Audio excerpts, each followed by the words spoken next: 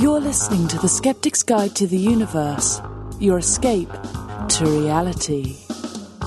Hello and welcome to The Skeptic's Guide to the Universe. Today is Thursday, January 29th, 2026, and this is your host, Stephen Novella.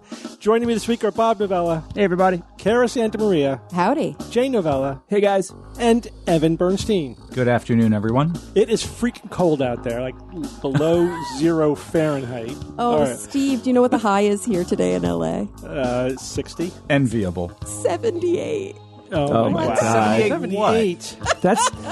That number is inconceivable to my brain right now. It's like I took my kids to the bus this morning, and here's how the temperature went. I drove my son Dylan to the bus stop. It was 7 degrees out. Okay. An hour later, I drove my daughter to the bus stop. It was 6 degrees out. It got colder. No, it's 70 right now, and the high today is 78. And the low at night, in the middle of the night, is 51. The weather is gorgeous here in LA. Oh, my God, that's tropical. I was -2 Fahrenheit this morning. -2. I haven't seen that in years locally. Years.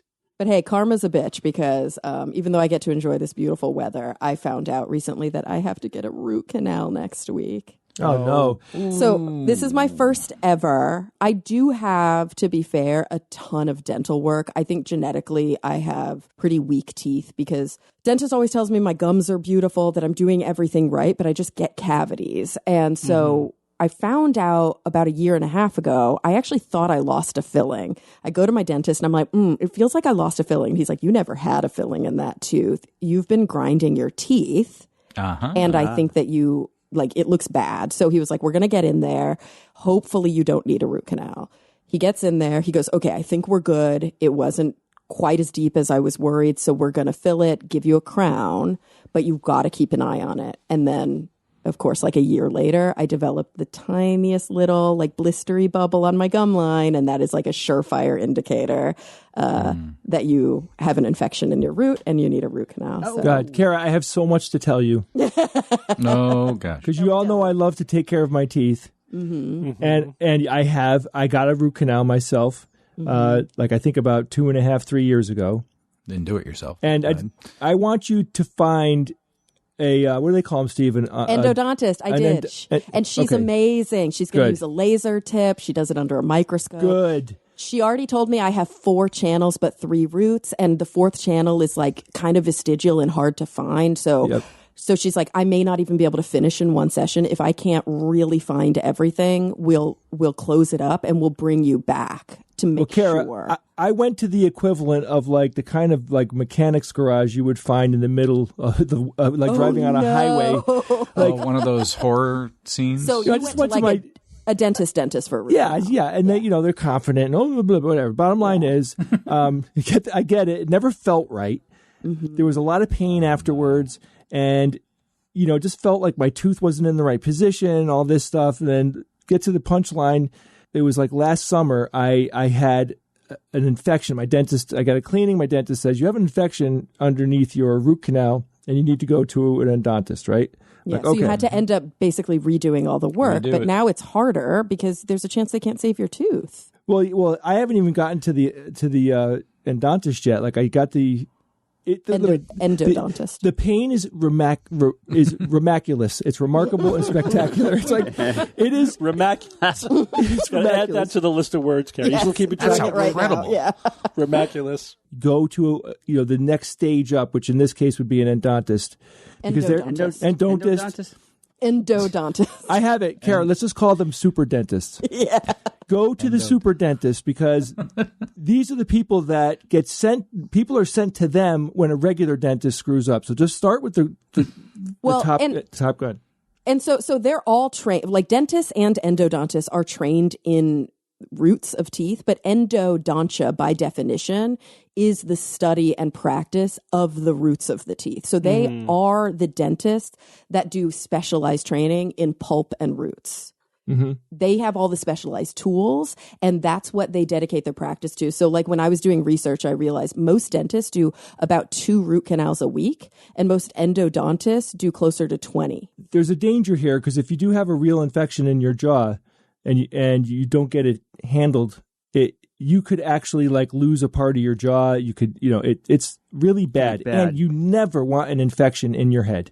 Oh gosh. So you got your brain. Yeah. No, you don't want that. So I learned all sorts of interesting things. So she was showing me, so also a big difference between a dentist and an endodontist is that endodontists will usually do a CT scan of your teeth. They don't just do an X-ray, and it gives them a clearer view of the root. So, and this I didn't realize either. I think most people don't. Maybe I'm wrong. The roots of your teeth go into channels. A root canal is where they go in and they clean out those channels completely. And then they put a plastic kind of material inside of there, and it completely seals them off. What happens with the infection, and this is going to sound super gross, but she assured me it's really normal. She was showing me the CT, and I was like, "Is that bone?" And she was like, "Yeah." So I'm having it on an upper molar. And she goes, "These are your sinuses. This is the bone above the roots of your teeth." And I was like, "But that channel, there's no bone there." And she was like, "Yeah, sometimes the infection, because the bone is so thin between the top of where the channel ends and your sinus, that the infection will eat away at the bone." And I was like, "Is that dangerous, that there's just an open channel?" And she was like, "Over time, yeah. But like when we take care of this, it won't be an issue at all." And I was like, "Why not? It'll just be open to my sinus." And she was like, "No, your body will start to regrow bone." So she said the reason that it happens, you have this indolent infection and so I never had pain, Jay. Yeah. Like, isn't that crazy? I don't have any pain from this infection at all. And so she was like, in the background, it's sort of, it's festering, and your immune system is trying to attack it, but it can't get in because I have a crown. It's almost completely sealed, but there's just enough for the bacteria to get in. So your immune system's trying to attack it, and it eats away at healthy tissue on its way to do that. So it literally eats away at the bone. Tell me that's not super gross. And Kara, this is why you have to spend 4 minutes on your teeth a day. You do. And I do. And that's the thing. A lot of times what ends up happening, the reason people get root canals is because they'll have, yes, an infection, an untreated cavity, something like that. But in my case, which is also a common issue, is that they'll have dental work done, but the dental work just wasn't sufficient. And that's when you really have to be careful. If you have any pain, if you get something that feels like a little blister on your gum line, that's a dental abscess. Even if it's tiny, it is a surefire indicator that there's infection deep in the root. So like a little tiny blister on your gum line, go to your dentist or your endodontist right away. I'm not that nervous about it, though. I have a feeling it's not going to hurt any worse than a regular. Like that filling with the crown was really intense. It just costs more. Oh, they're going to numb you up real well for that one. They numb you up regardless. If anything, she said it might not be as bad because they put a block in your mouth, so you don't have to hold your jaw open the whole time like I did when I got the filling. Yeah, that's not fun. Oh, God, it gets so sore. I've never had a root canal, and I haven't had a cavity since I was a child. Ugh, you're so lucky. How's that possible? No, I'm talking about It's not Steve. luck, sister. Yeah, his nether region. Yes. No, yeah, it is luck, His Steve. I'll toes? tell you what. I never had a cavity my whole childhood. Never. And then as an adult, it's like after I hit puberty or something. And You're saying I have dental privilege? Is that what you're saying? You have dental privilege, and I have dental genetic soft teeth. All right, Jay. Yes. Tell us about another update on Artemis. I hear they're in quarantine. Yeah, I wanted to go over this again because I had been doing some reading about like what are these astronauts doing when they get into quarantine? And then, of course, that was a rabbit hole to learn all about essentially like what is their training? Because they do training during quarantine. But I asked the question, how much training do they have to do in total to do what they do? So let me give you some information here that I found. Do you know why they go into quarantine before the launch? I do, Steve. I do. All right, you going to tell us? Yeah, well, they don't want space aliens to catch any Earth heebie-jeebies. Right? No, they do that because if they get sick during the mission, it could scuttle the mission and put everyone's lives at risk and put billions of dollars at risk. Like they have to make sure they're perfectly healthy before they'll send them up into space. Apollo 13 had the measles scare, and the one of the astronauts couldn't go up because of it. I remember when we interviewed Rusty Swikert, and he said when you're in space, in microgravity, in a spacesuit, if you puke, you die. Yep. Yeah, I remember interviewing some astronauts on the ISS, and I asked them, what do you do if you need to puke? And they said, swallow it. Mm-hmm. Yeah. Wow. It's the only, sounds like the only option, right? Mm-hmm. Well, they're already picking people that, don't puke. You know what I mean? Like they're picking people that can handle all that stress and you can't handle the puke. Didn't somebody puke nonstop in one of the early Gemini missions or something? Wasn't there a whole puke saga? I don't remember, and now I have to know. The NASA puke saga. I didn't know that. All right, well, listen, guys. I'm going to give you a simulated timeline as if the launch is going to happen on February 6th, which is not unlikely. This is one of the dates that they're saying is possible. So let's say that they do the launch on February 6th. Here's what the mission is going to look like from a 15,000-foot view. The mission launches from Kennedy Space Center aboard the Space Launch System. This will place the Orion capsule and the crew into Earth orbit. Then what they'll do is within hours of that launch, as they're in low Earth orbit, the crew, of course, will check things like life support, power, propulsion. They run through everything to make sure everything's working perfectly before they commit themselves to deep space. And then Orion will fire its engines to leave Earth orbit and head toward the moon. And again, I am summarizing here. There are more steps in here, but I just want to give you the quick one too. They call this like the outbound cruise to the moon. What they do is it takes several days for the crew to get to the moon. They're monitoring things. They're in constant touch with NASA. They're doing a huge and very important thing, which is massive data collection on just how everything is functioning and working. And NASA is always trying to make their systems better, and they do this by gathering tons of information. Then we are going to have the spacecraft. It's going to swing around the moon. So it approaches the moon, then it swings around the moon. It's not going to enter orbit, and it will briefly pass behind the moon, and it will lose contact with Earth. Then the return trajectory towards Earth. They're going to do their flyby. Orion is basically already heading home at that point, and it's allowing time to test these long duration systems and crew endurance. Then they do reentry. I think you all know what that is. You have to get through the atmosphere, and they're going to be using the skip reentry profile, which if you don't know, just look it up real quick. It's pretty interesting. And then they have their splashdown and recovery. That's the basics. Now, these dates will be launched on February 6th. The initial orbit in low Earth orbit is also going to be on the 6th. And then either the 6th or the 7th, they'll fire the engines and they'll break Earth orbit and get head towards the moon. And then they'll reach the moon probably around the 9th or the 10th of February. Then they will be returning, and that will be from the 10th to the 15th. And then reentry could be on the 15th or the 16th. So you might notice that the dates are always could be on this day or could be on that day. And I think a huge factor in that is how long do they spend orbiting the Earth before they fire the rockets and head to the moon, because they could orbit the Earth once or 10 times if they wanted to. But roughly the launch is on February 6th and the return is likely on the 16th. And there's your 10 days. But the real fun and interesting part of this is like what is happening with like this pre work that they have to do to actually be able to get into the spacecraft and go up there. It's not just the astronauts training; it's everybody. Everybody in NASA that's involved with the mission is training. So let me give you like a general look at like what does it take to become an astronaut.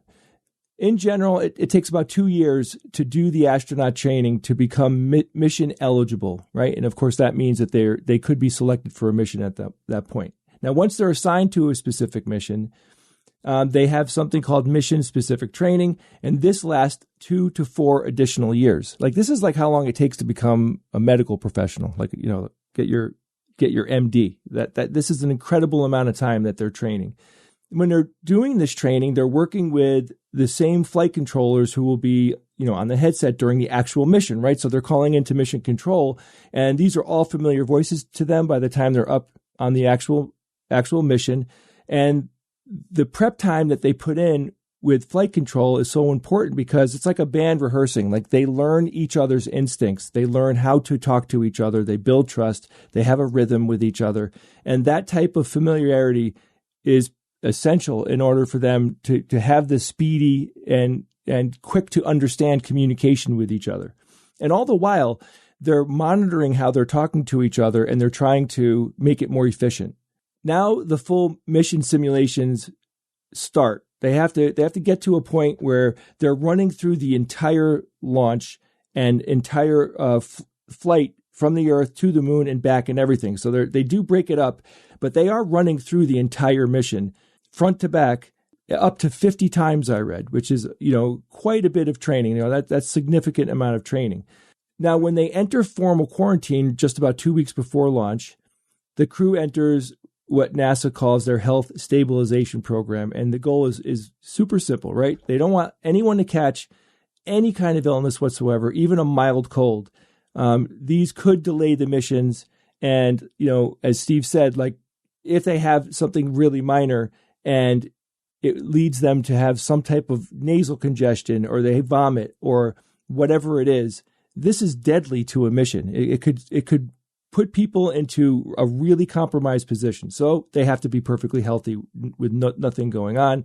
I love this because it's competency porn like nobody has ever seen. It blows away Star Trek. Like the competency porn here is incredible. It's redundant. The people are trained to an extraordinary level, ground crew and the astronauts. Meanwhile, all the engineers and everything, like they're doing their whole thing that they're doing with all the ships and the rockets and everything. Like that would have been another 20 minutes just to kind of dip into what that is happening over there. But you have all of these different crews that are working to do their thing, but working in coordination with everybody else. The fact that people aren't talking about this bothers me because not only is it amazing, and not only is it a true Herculean effort to do this, but this is like in human DNA. We're explorers. Like I want people to start bending their attention to things like this because these are some of the coolest things that humanity can do. We create things, we make beautiful art.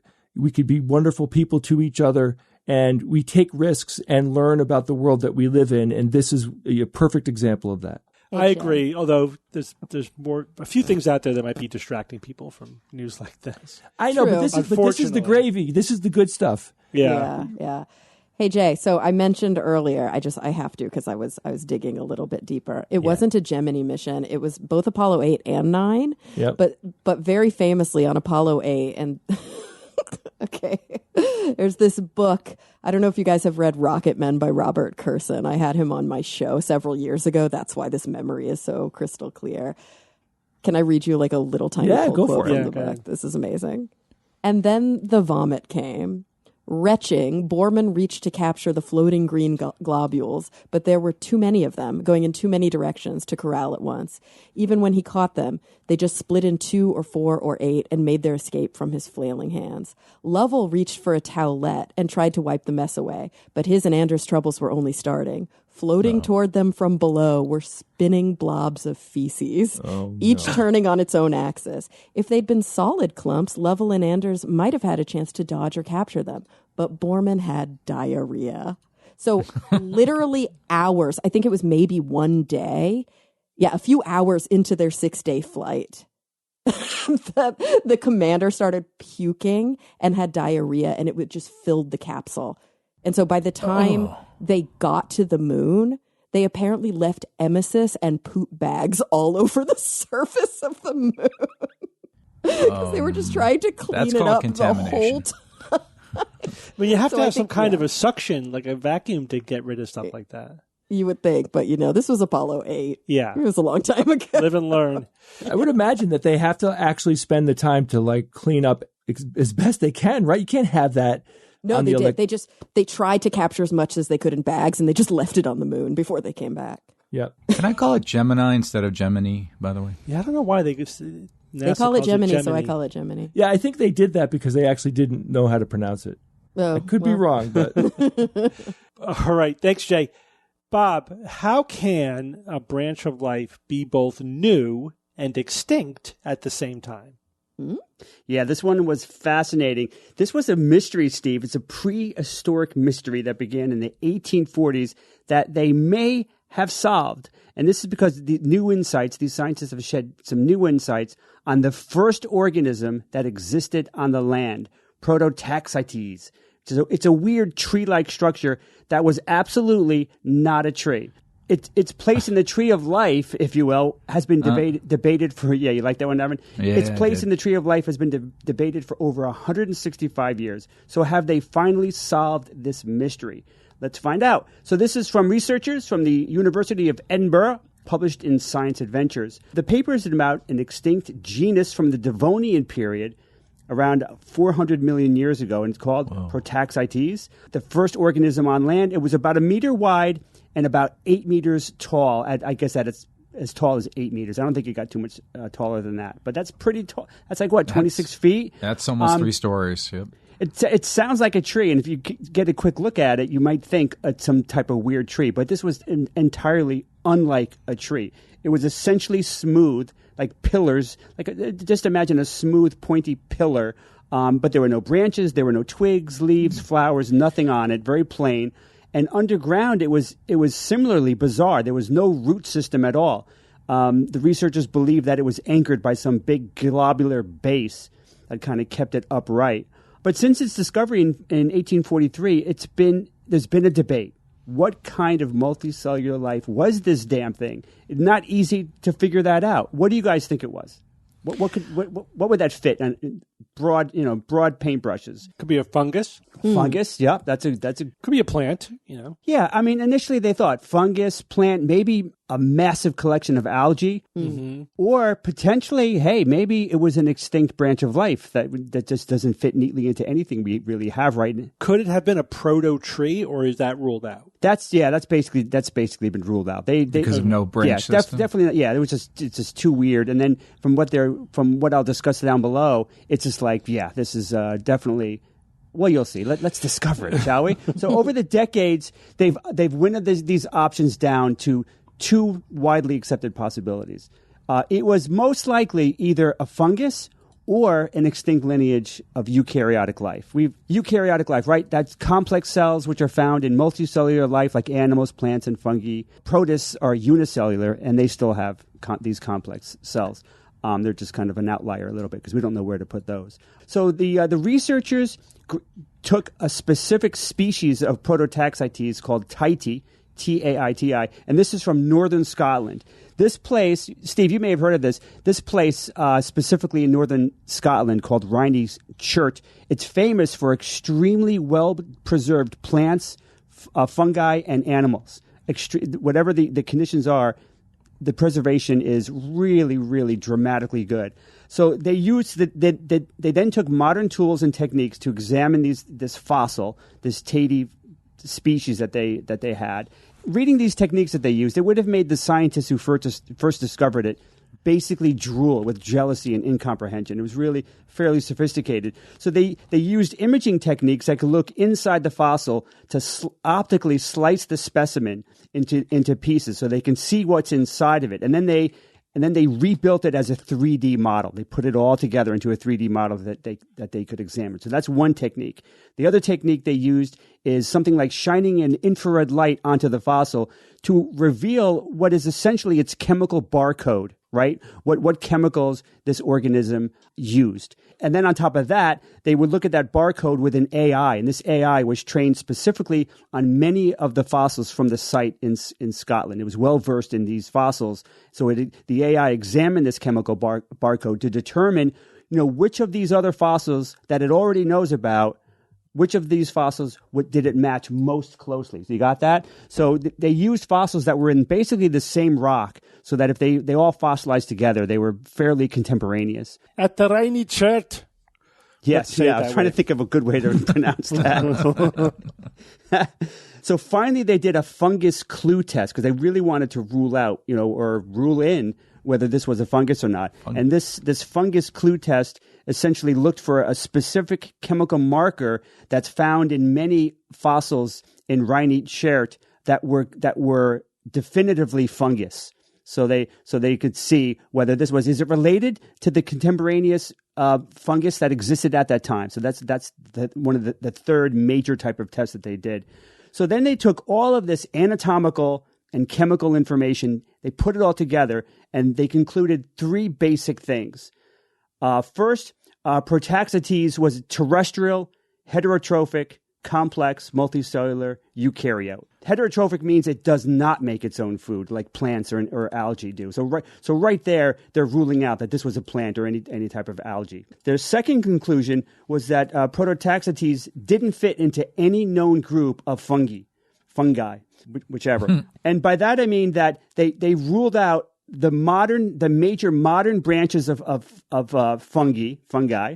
And they also ruled out, though, the early branching fungal groups that we know of, going back, many, many millions of years. The paper said more specifically that it was chemically distinct from contemporaneous fungi and structurally distinct from all known fungi. So probably not a fungus, right? Fairly solid. Can't be 100% certain, but it certainly looks like it was not a fungus at all. And then for the final part of their conclusion, then again, I'll quote from the study, this finding cast doubt upon the fungal affinity, blah, blah, blah, instead suggesting that this enigmatic organism is best assigned to an entirely extinct eukaryotic lineage. So that's their conclusion. So we basically have here an example of an independent but now extinct branch of multicellular eukaryotic life that has no living descendants. So if I could speculate a little bit, could this be a kingdom? Could this level of distinctiveness be at the kingdom level,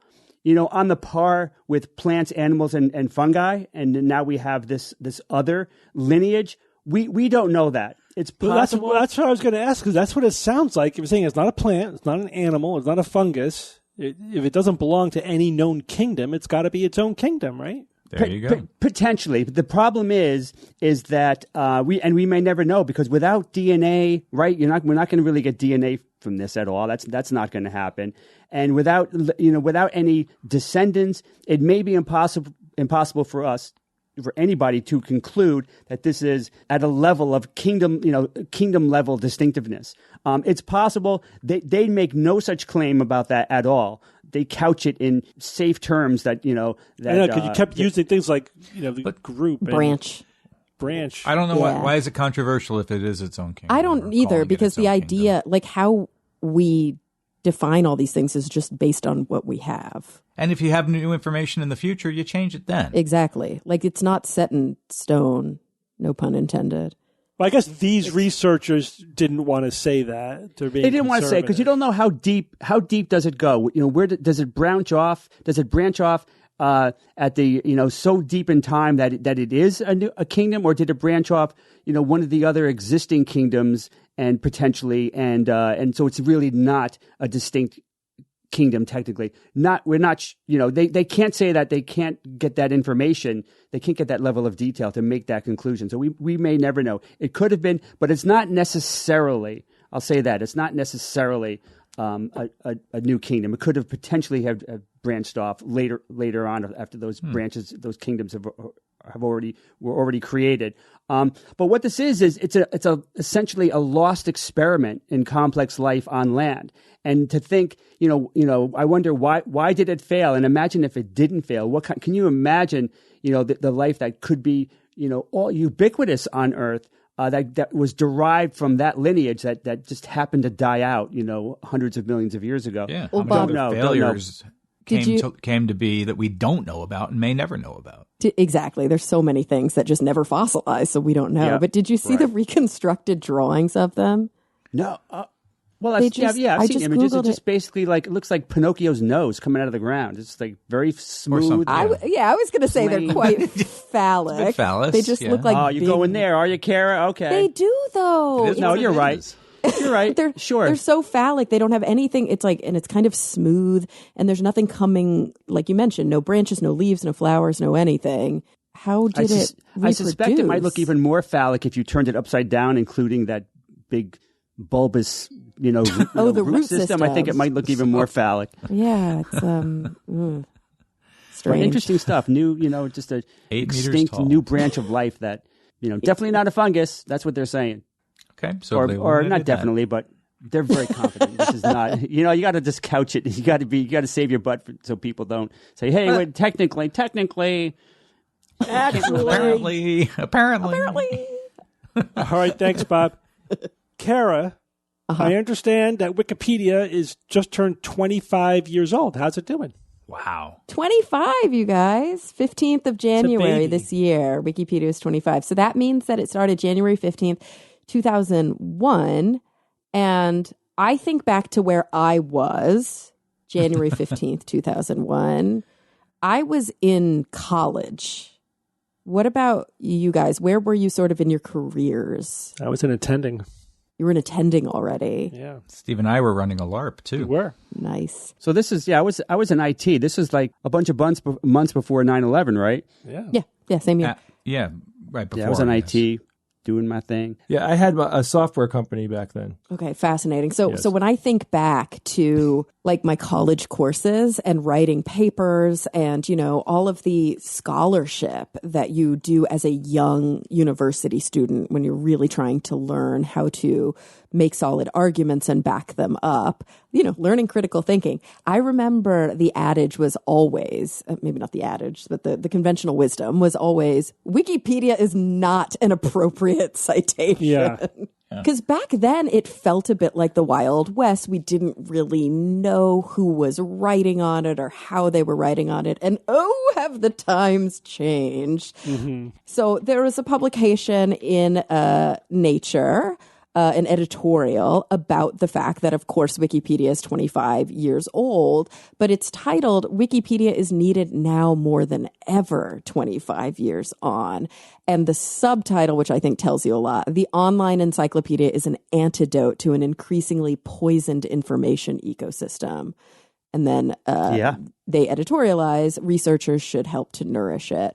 So Wikipedia is not what it used to be by any stretch of the imagination. It's actually multiple websites now, and it has more than 65 million entries.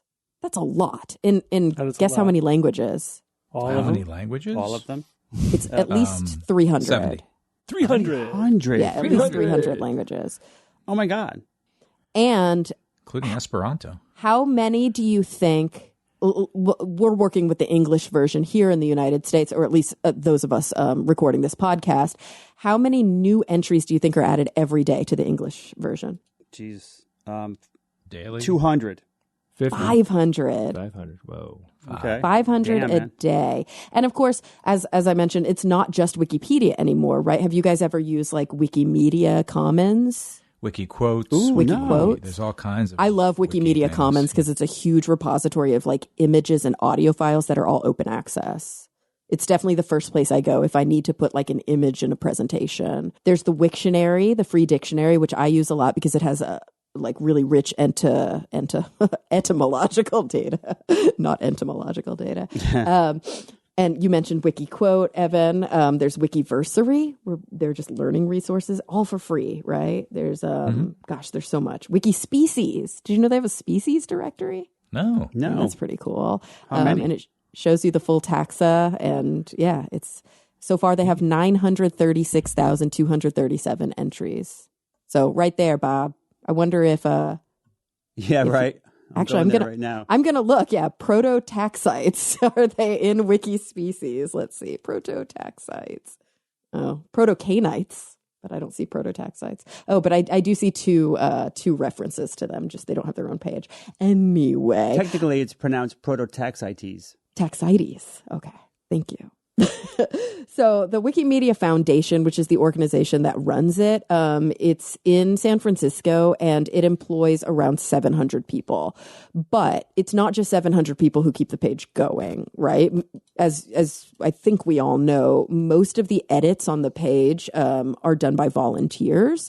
And we've kind of talked before about like guerrilla skeptics and different initiatives to ensure that like women are represented fairly, especially women scientists, or that the scientific perspective is obviously represented. So I think that just under 300,000 editors are regularly volunteering on the page. So it truly is like a massively collaborative effort. One of the things that I think makes Wikipedia what it is basically their editorial stance, or what they call their working practices. And they talk about ensuring that they have a neutral point of view, which is accurate and fair. But how would they do that? Like, what is the best way to be accurate and fair? Like, how do we try to be accurate and fair? Multiple sources. Referencing. Yeah, evidence, right? They don't just write things to write them. They have to have evidence to back them up. And if anything does feel partisan or biased, they will flag it, they'll tag it, and they'll work to ensure that there's legitimate evidence and that there is, like you mentioned, multiple sourcing there. Everything has to be verifiable and it has to be attributed to, as you mentioned, like these published sources, and they can't, and this is, of course, what we were taught when I was in school, they can't cite themselves. Like, Wiki can't call itself a source for anything. That wouldn't make sense, no, right? Exactly. And so this is the difference between, we often will talk about primary and secondary sources or even tertiary sources. So it has become a really important bastion of information now. And I wonder if college professors are still arguing, like they did when I was in college, that Wiki is not a valid source. Maybe they would argue that the appropriate thing to do is to read the Wiki article, dig deeper, but then obviously chase down the primary sources within the Wiki article and cite those. I thought that was kind of standard. Like, you just look at what the sources are for the Wiki article, and then you would vet them, and then there you go. You probably, or most often, I think you can have some pretty damn good sources for what you're talking about. I think early on, when I was in school at least, there was a lot of question about the accuracy of what was even on Wiki at the beginning, because it was a bit of a black box. It felt like the Wild West. But actually, it's never been, I shouldn't say it was a black box. That's unfair. It's never been a black box. They've always had a talk page on each entry where you can basically, it's like looking at the back end and seeing the full discussion between all the editors and seeing every single change that has been made and every citation and how it came to be where it is. And sometimes these are like their own ecosystems, right? You see arguments and disagreements, but they have, some editorial rules about respect and civility. It's just like this, I know I already used the word bastion, but it's so different than the world that we live in right now.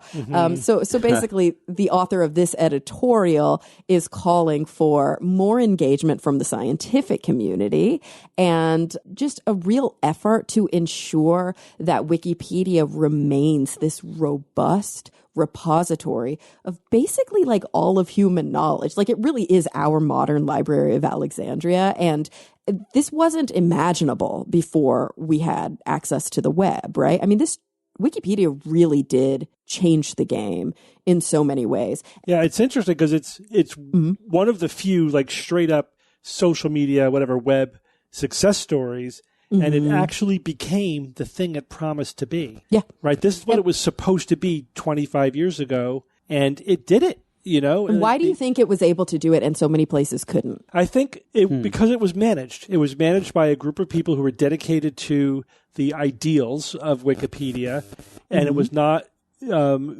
destroyed by either commercialism or other secondary interests. And they found a sweet spot where it's multiple people can contribute without it being the Wild West free-for-all. I completely agree. I think there was sort of a regulatory, we could call it like an oversight management, some sort of regulatory stance. And also, go click on Wikipedia right now. If you see an ad at all, the only ad is from Wikipedia asking for user support. Donation. Exactly. Support, It's self-funded. This is the NPR PBS model, right? This is why they're able to keep interests out. The problem when you start to advertise and you start to take dollars is that you start to have moneyed interest, and that can change editorial content. And we've seen that across the board with news, right? We've seen it just obviously cable news is a huge example of that, but even network news, which again, we've talked about this before, but used to be funded by the entertainment arms of network television, now have to fund themselves, which means heavy ad sales, which also means, who owns these different affiliate stations and how much editorial oversight do the owners have. I don't know. I was just watching The Morning Show, and it really reinforced a lot of these conflicts of interest and these moneyed interests. So I think that's a huge reason for it. One of the things that the article brings up that I think is important to flag is that very often now when you use a search engine, back in the day, the Wikipedia article was the first thing you would see. But what do you see now above the Wikipedia article? when you use like a Google or, any other Yahoo, a search engine.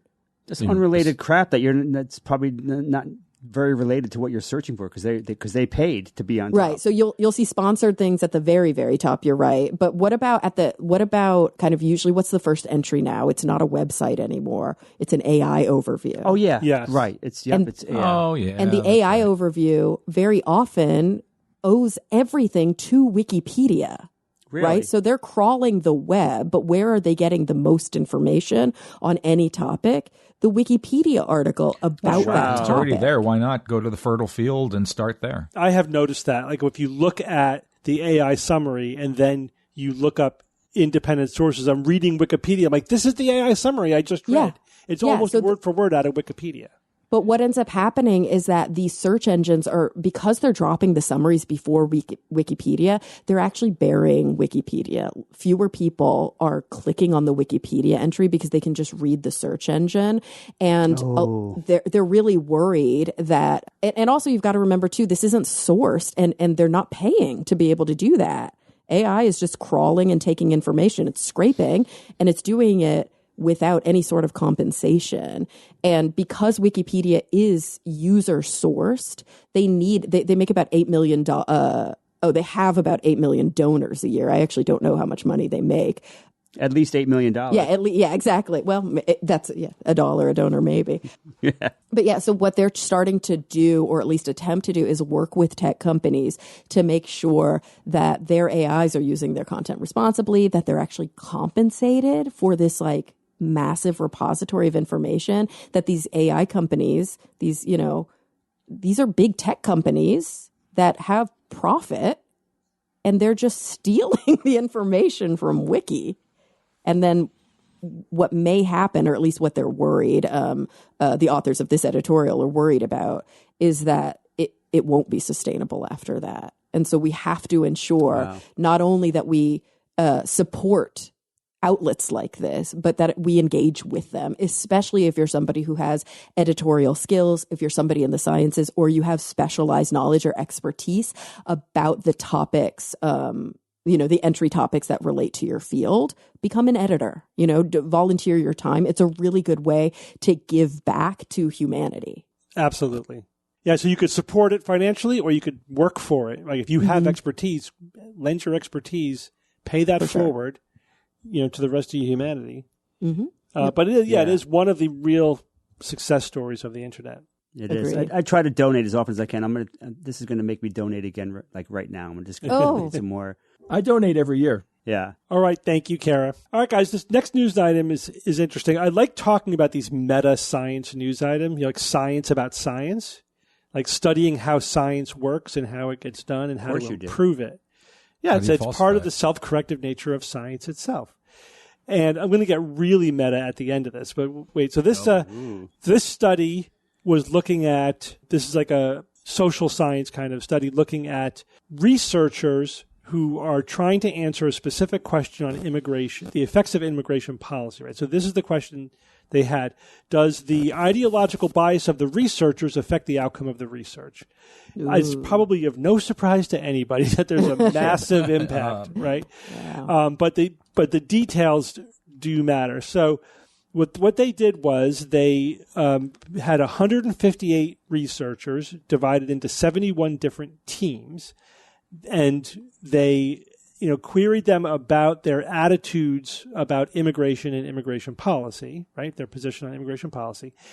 Then they had them independently look at the exact same set of data to answer the exact same question, right? Mm-hmm. So these are 71 different teams of experts trying to answer the same question with the same data. Like they weren't expected to do their own analysis, right? Well, they were expected to interpret the analysis. No, they were to do their own analysis and interpret it. So they were getting raw data. I think so. Yeah. Oh, interesting. Okay. Yeah, they had to develop their own regression model of the data. Oh, okay. This is fascinating. Or that's even deeper. Yeah. So their question was to estimate the impacts of immigration on people's attitudes towards social welfare programs, right? So if there's more immigration, does that make people either more positively associated or negatively, feel about welfare programs? So regardless of the actual impact on social welfare. Yeah, just public support for social welfare programs. Does immigration affect public support for social welfare programs? Answer that question with this set of data.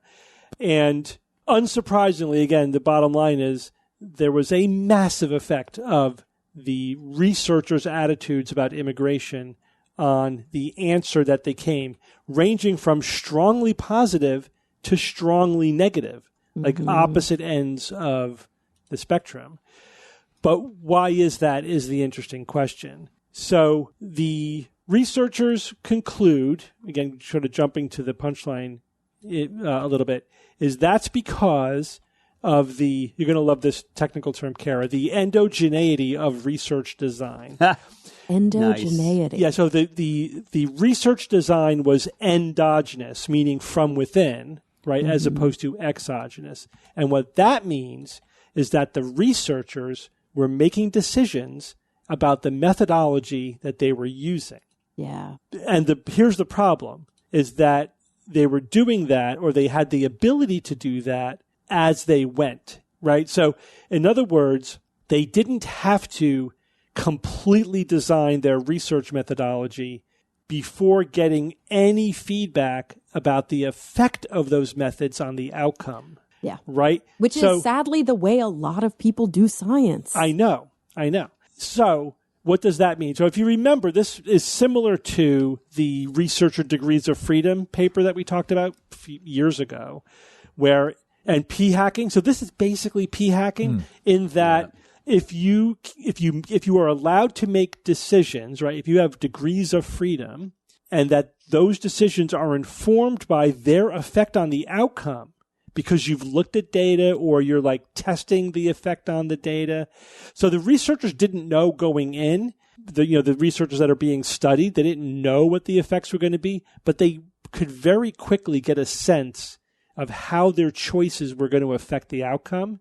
And they they modified, probably unconsciously allowed that sense that they got to influence what design they chose. Now, keep in mind, this particular research was chosen because it was maximally susceptible to this kind of thing. Of course, because right? they were... Yeah, it's the right. All right, so for example, they calculated if you want to look at like the number of, they said, regression models. That's basically the methods that they're using, meaning what data are you inputting into the model? What comparisons are you going to make? What are the dependent variables? How are you measuring it, et cetera? They calculated there are at least 1,253 different regression models the researchers could have chosen, which is another way of saying that you could slice and dice this data up any way you want and manufacture whatever outcome you want. There were just way too many variables that they have to work with. I think it oversimplifies it, Evan, to say it sounds like cherry picking. I think what we're looking at is two sides of a really interesting coin. The one side is that modern research approaches have become so sophisticated, and the pools of just options for how you do statistics are so, like you mentioned, vast, that lots of people are going to pick things not because they think it's going to support their outcome, but because that's just the only way they know how to do it, first of all. Like, nobody knows how to do all those different regression models. Probably every researcher that they had in this study, I could be wrong, was probably not a statistician, right? They were just researchers. Yeah, they didn't say what their background was in terms of how much statistical background they had. But when you're doing this kind of research, either you are a statistician or you're using a statistician. Or you're using and that's the thing. Like psychologists, for example, we are highly trained in statistics. We take multiple statistics courses throughout our training. But even we are not super sophisticated experts in this. Yeah. We often will need to consult with statisticians or consult with other colleagues to develop what we think is the least biased and most appropriate approach. But see, the other thing I wanted to mention, Steve, and I feel like this often gets left out of conversations like this, and I'm curious if they wrote about this in their paper, is the bigger elephant in the room, which is that inherent in statistical analysis is bias. We talk about how it's a bug. Like here, it sounds like it's a bug. This is a feature. And I have to remind people that Francis Galton, who developed regression, was a eugenicist trying to prove the inferiority of black people when he developed the model. Yeah. That was the point. It wasn't just a side offshoot. He intentionally developed statistical approaches to prove that white people are superior. So we can't really talk about this like it's a modern problem, and we can't really talk about this like it's a little thing we need to fix. It is baked in. It's endemic. But I want to put it into a little bit more perspective as well. Mm-hmm. So they did identify, they looked at all the variables that the researchers varied to see which are the ones that had the biggest effect on the outcome of the research. And they identified what they were. They're a bit wonky, but just to give you an idea of the kinds of choices they were making. So the records they were using records public attitudes towards the government provisions of various types of programs. So did they aggregate these responses or pull out a single type of program?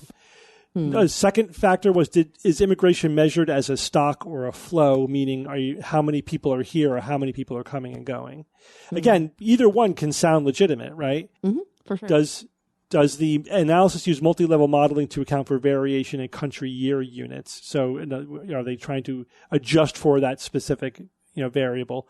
Here, Evan, the fourth one is cherry picking, like you said. So it's part of the picture.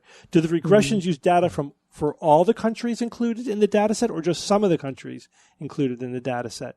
And which wave of immigration did they use? 2016, 1996, 2006. But even still, I think the idea of cherry picking, we have to be so careful because it's easy for us to go bad science cherry picking, trying to, like acupuncture studies, that's what they do. Yeah. There's so much data. You have to pick cherries. Yeah, well, and so the question is, how do you pick your cherries? The implication of the term cherry picking is that you're doing it to engineer an outcome. Exactly, but are they saying that's specifically what they did, or are they saying they chose subsets because that was a more manageable approach? Well, because they're inferring that they chose it to generate the desired outcome because there was a beyond chance alignment of the outcome with their previously stated attitudes towards immigration. Right, but I don't think you can infer that they did that intentionally. No, it could have been subconscious. Yeah. They look at the data, it's like, oh, this one looks pretty. This outcome looks right. It wasn't necessarily deliberately doing it. But it's the way that you defined cherry picking then, it did sound implied that it was intentional. Well, it could, again, we don't know. We don't know how much was intentional and how much was subconscious. All we know is that they varied this, it influenced the outcome, and it influenced the outcome in the direction of their pre-existing bias. Mm-hmm. So that's such an important point when we talk about bias. It's not always nefarious, but it is... most p-hacking is subconscious. Absolutely. It's not always nefarious, but it is always insidious. People don't do it on purpose, of course. Like there's no reason to think that any of the scientists in this study were attempting to bias anything. But this is why it's so important to study bias. Exactly. So the meta point I'm going to make here is that people could look at this set of data and come to divergent conclusions based on their pre-existing biases too, meaning this study itself. Yeah, of course. And this is something that we confront all the time. Like we look at this study, right, and we say, gee, isn't this good that scientists are trying to root out their own biases and correct for them? Science is awesome. Where other people look at this study and say, science is hopelessly flawed. You could produce any result you want. I could comfortably ignore anything, quote unquote, science has to say. Experts are bogus, right? Same set of data, completely divergent conclusions. Now, of course, I have reasons to back what my interpretation is, because first of all, this is scientists publishing this data about their own field of study. Right, this is not criticism coming from the outside pointing out these guys are doing it wrong. This is researchers saying, hey, we have to be aware of the influence of our own bias. Now let's talk about how we can prevent that. And of course, we know how to prevent it already. And that is you decide on all of your methodological details before you look at any data. And I mean, like pristinely, like you have to say, all right, this is the question. This is the methods we're going to use. Let's decide on the methods based upon on first principles, on what probably is going to be the best approach, and then we'll follow that. And if you if you didn't do that, if you didn't pre-register or predetermine your methods before glancing at any data, then what you have to do is internally replicate your research with fresh data. And so you could say, all right, we're going to divide the database up into two, or whatever, and then we're going to do it on the first half, see what we get, and then we're going to use the exact same methods on the second half and see if we get the same results. Yeah, split half reliability. Yeah, there are so many approaches to ensuring validity and reliability that way. Yeah, right. And most researchers are readily using them. Well, I would hope. But the thing is, so as experts, like we'll look at this and say, all right, was it pre-registered? Did they have internal replications? Was this an exact duplication of another set of research? Has this been independently replicated? All of those questions that compensate for the bias and the p-hacking and these kinds of things, the degrees of freedom. But if you don't know this, right, if you're not a skeptic or an expert who understands this angle of research, you might just well, a study showed this and it looks pretty robust. The numbers are pretty solid. It's highly statistically significant. All things that are completely irrelevant to this concern, to the effects of systematic subconscious bias on the choices of research methodology that can dramatically affect the outcome. I want to see them do a follow-up where they choose the most extreme regression models, like the ones that almost always led to either a positive or a negative outcome. And then they have everybody or they, randomly assign people and have them use those models and see if let's say the people who they pre-tested as being like more pro-immigration using a regression model that tends to give a negative outcome, so one that they wouldn't have chosen to use, if they actually get the same outcome. Yeah. Yeah. Are they then interpreting the data in a weird way as opposed to, because there's so many different levels of bias. There was an interpretation bias as well. It wasn't just. I would think so, for sure. But could they, if they use the same regression model, all things, being equal, would they end up with wildly different outcomes still? There's a lot of different ways of following up on this. Yeah. Okay, Evan, tell us about the habitable zone. Habitable. We love that word, don't we? Such a good word. We got all the best words. Earth is habitable. Yeah. Is it not? I like it.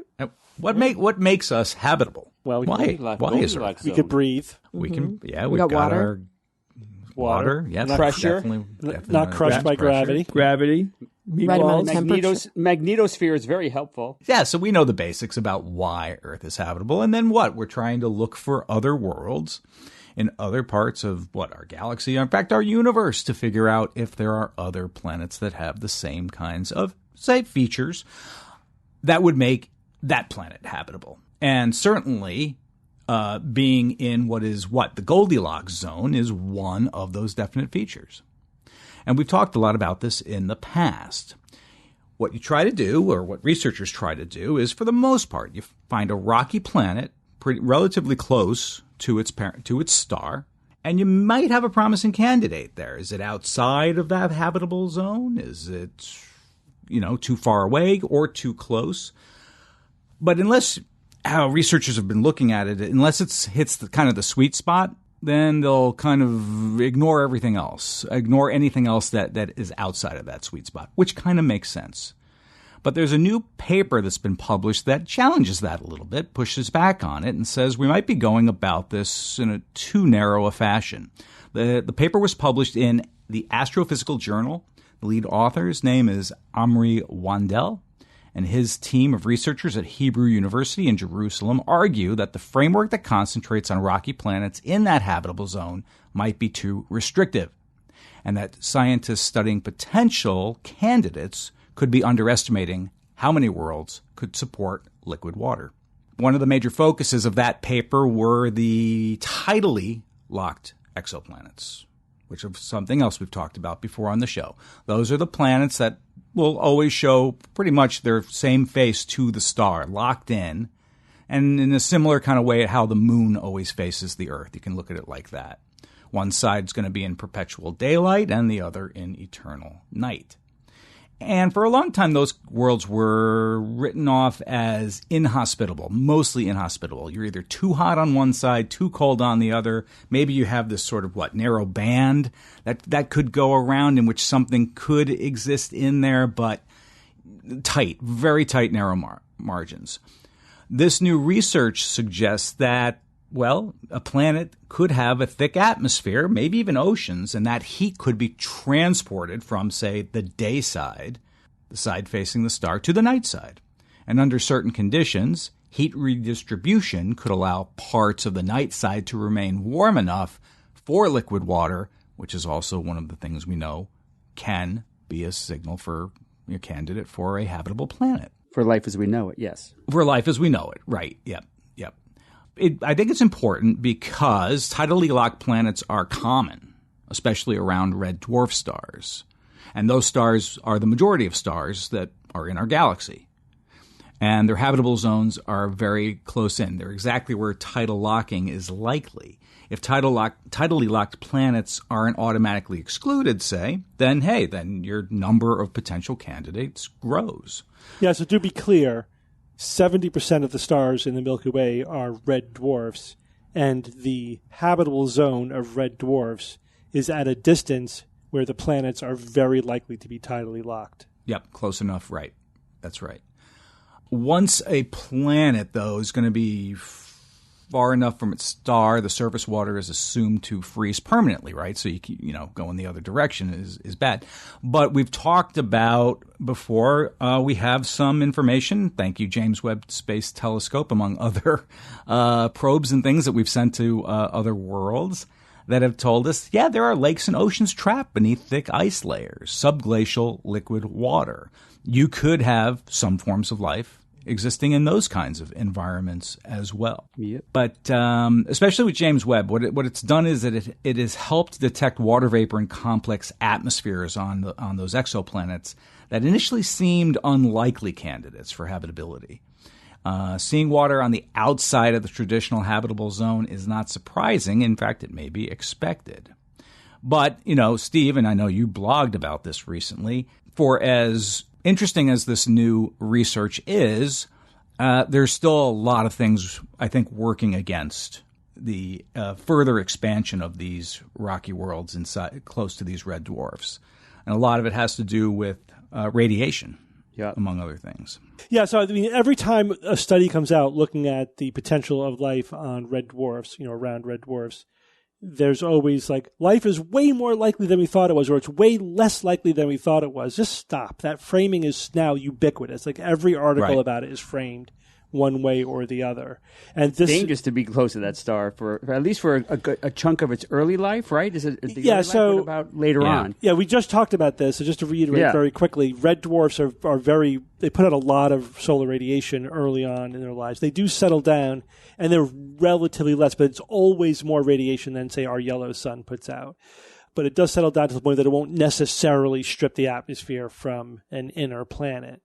So the only way for there to be a planet with an atmosphere and therefore liquid water on the surface is for it to have migrated in later. Not necessarily, not even capture, just sometimes planets form in the outer solar system and they migrate into the inner solar system.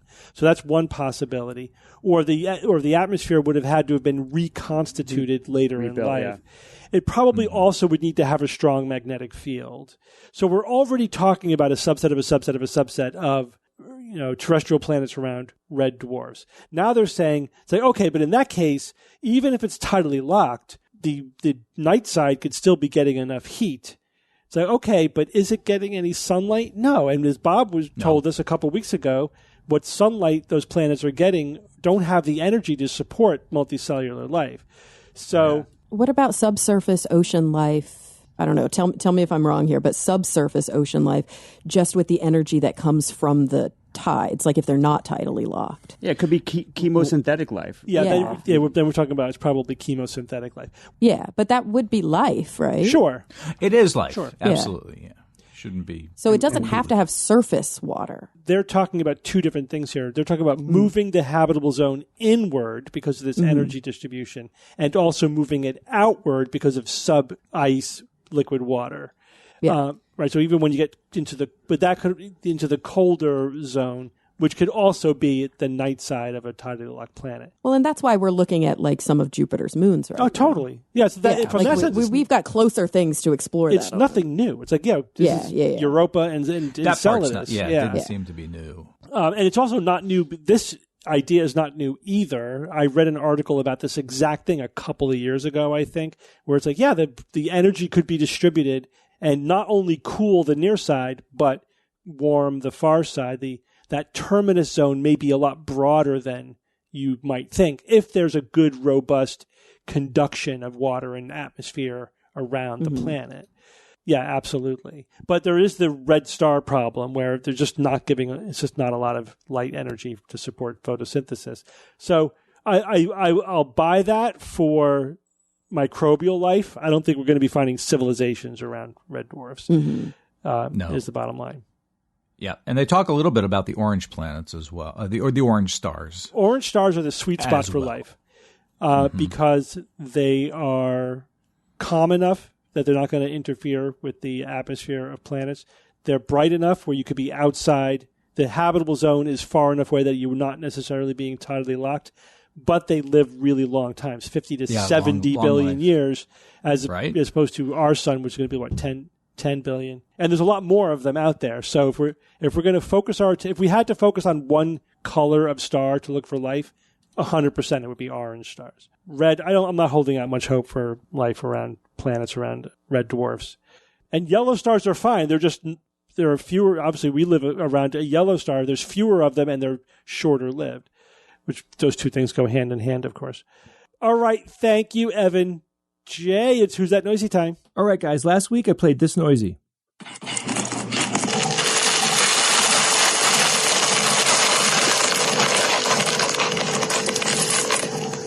Any guesses? Kind of sounds like a coin star. Yeah. But like from far away. That's a good guess. Is she right? I can't say that right now. Wow. Oh, suspense. All right, I got several guesses on this one.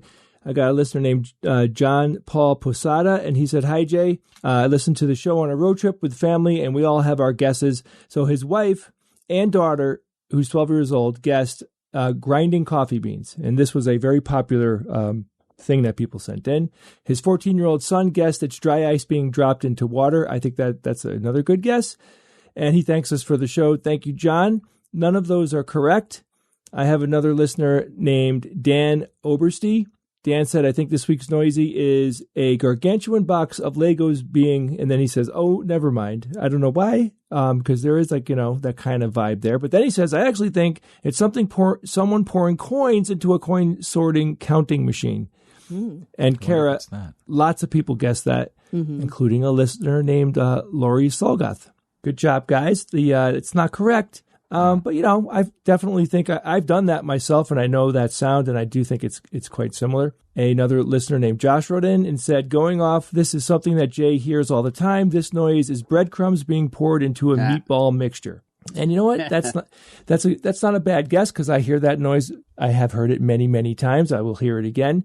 And, there is kind of that thing going on there. I have another listener, last guess here. This was sent in by Matt and Nev. And Matt says, "My daughter Nev thinks this week's Noisy sounds like someone slurping up noodles with ocean noises in the background, and he thinks it's a garbage disposal." Garbage disposal was guessed by other people as well. These are all good guesses, but none of them are correct, and there is no winner. And I'm kind of surprised, because I'm not the only bread maker out there that listens to this show. That's another hint. Anybody have any idea? It's bread being made. It's a candle making machine. Bread being made. Okay. Can you be less vague? This noise is essential, guys, to bread making at home. And the way I bake bread, you may have seen me many times, Steve. We've talked about this last night, working with something that Liz was talking about. Yeah, yeast. I'm saying yeast. Yes, this is my starter. This is a sourdough starter. Now, how could a starter make this noise?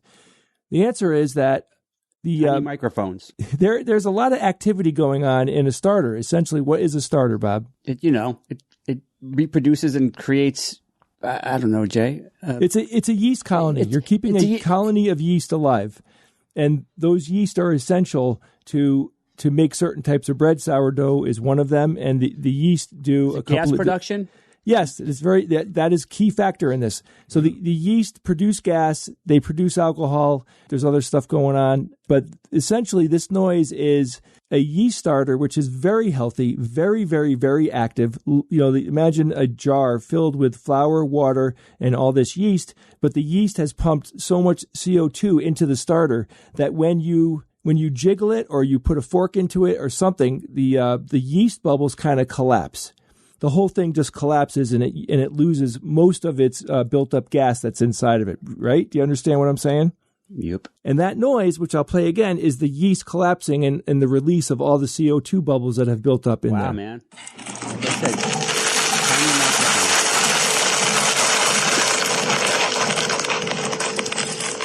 You hear all the popping? Wonder how many dollars all those coins were. Kara, I want you to calm down. I know this is super exciting, but you got to just stop talking so much and let the people I enjoy. used up all my voice earlier in the show. I know. Look, I get it. You have to remember. We have to remember. Kara's not the biggest fan of things like pizza, right? That's true. So Well, bread is not necessarily. I do love like pizza, but not tomato sauce on my pizza. I love bread. Are you kidding me? oh my God, cut that, Steve. Definitely cut that out. No, Bob, you're thinking of this completely the wrong way. Next time Kara is out our way, we will take her for the best pizza in the world. You can, but pizza. I will tell you, it's not because I don't like the way it tastes. It's because I have a horrible reachation in my mouth. To sauce? Yeah, to red sauce. Oh, you're a super taster. Well, did you guys know that tomatoes are part of the nightshade family? Yeah, I have something about the acid content. Oh, yeah, it's high acid. Understood. Yeah. No problem. Yeah, it's a bummer. Wow, I'm sorry. All right, so thank sucks. you. But if you cook it properly, you neutralize the acid. That's true. And certain foods are cooked better than others and have like sugars in them and things. But sometimes, I could never just bite into a raw tomato. Yeah, I wouldn't want to do that either. It sounds like a challenge. I love that. So it troubles me that are there no bread makers out there that heard this? I'm shocked. I thought this was going to be a really easy one, but no problem. I just recommend all of you go out and start your starter. Yeah. You can email me if you need help, and then I'll teach all of you how to bake homemade bread. How about that? Okay, Jay, here we go. Come over to my house, teach me how to make a starter and make bread, and we'll film it and TikTok it. Yeah, I'd love to. That'd be awesome. Let's do it. Okay, Steve, I have a new noisy. Let's hear it. Noisy. Yep, this noisy was sent in by a listener named Rich Holm, and here's the noisy.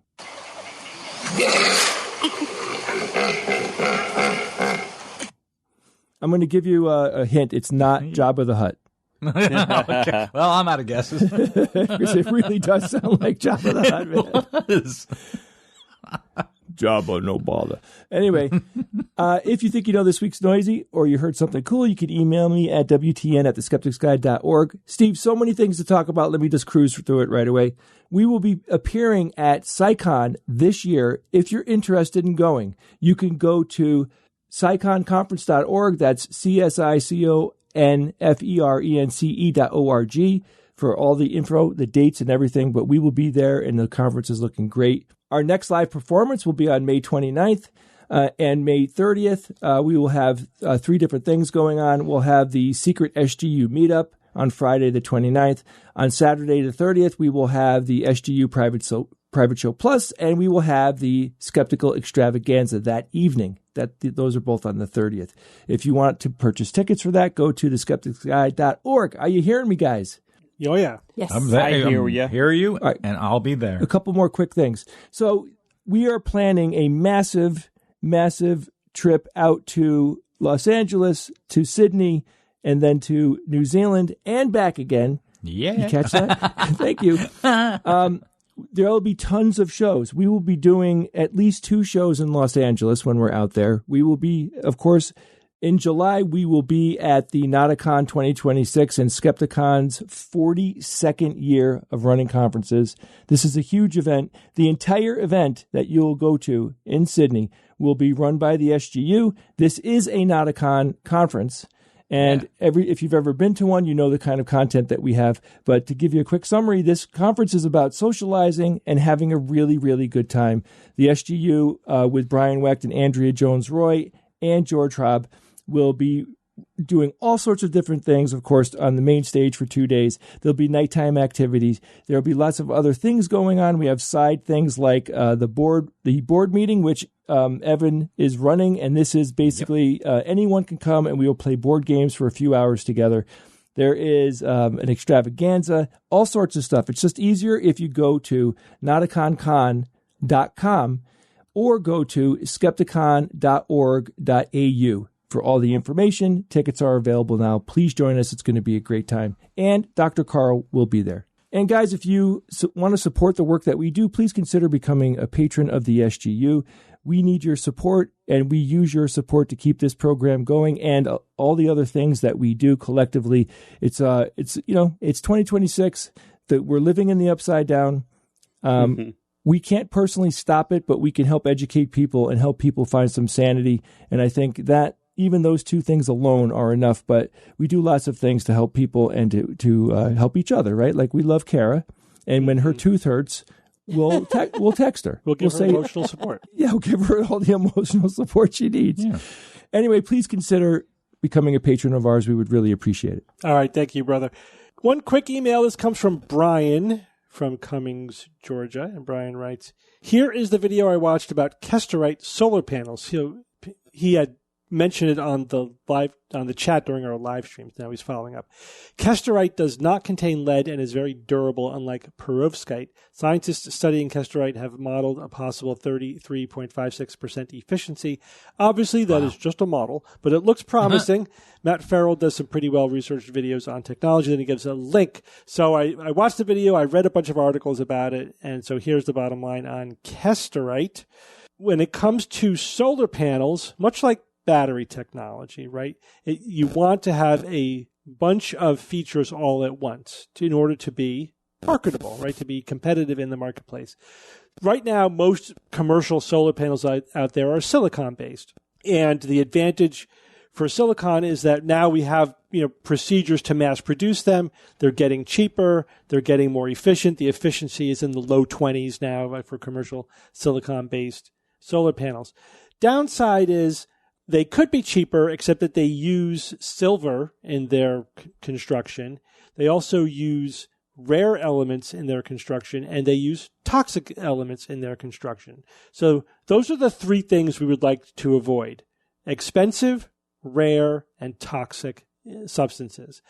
So enter perovskite, which we've talked about before. This has been studied now, 20 years.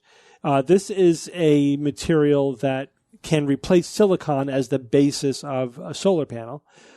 The advantage is it has potentially higher theoretical efficiency and does not necessarily need to use any rare or expensive elements. The problem with perovskite is that it's not very stable. It tends to break down when exposed to things like sunlight, which is that's a problem if you're a solar panel, but also like water and oxygen, So the main research has been, how do we stabilize the crystal lattice of perovskite? Which stabilizes. With stabilizers, right? And one of the big ones is lead, which is toxic, So the compromise with perovskite is that you've got to stabilize it with rare and toxic and sometimes expensive compounds. So we're back to sort of the same issue that we had with silicon.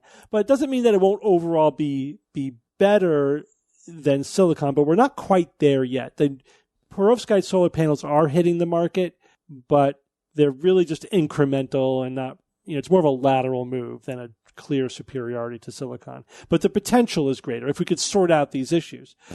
All right, now enter Kesterite, which is a similar sort of crystal lattice, and it's comprised of 4 elements: copper, zinc, tin, and sulfur, all of which are cheap, abundant, and non-toxic.